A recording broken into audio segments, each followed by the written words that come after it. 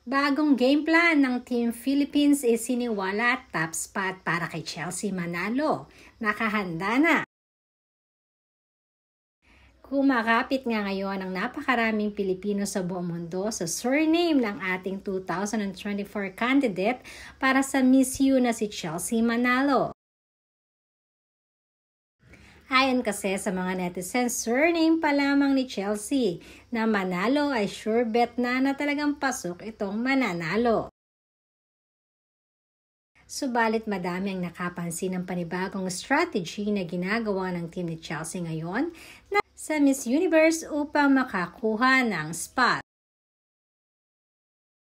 Kung matatandaan kasi sa time noon ni Pia Wurtzbach ay madalas magpasabog si Pia sa mahaba-habang event katulad ng preliminary at finals.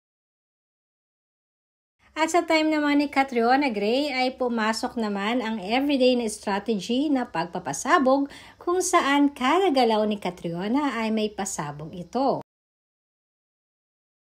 Subalit ang mga nasabing strategies ngayon ay hindi na di umano pumapatok sa Miss U, lalong-lalo na at iba na ang may-ari nito ngayon.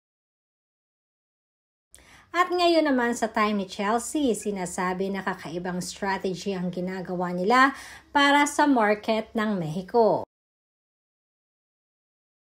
Na mas pinili nilang magpasabog gradually itong si Chelsea from day 1 hanggang coronation night. Makikitang paunti-unti ay mapapansin na ngayon ng Philippines dahil sa strategy ito. Kung noon ay nasa pang 27 spot tayo, ngayon ay umakyat na si Chelsea sa top 10.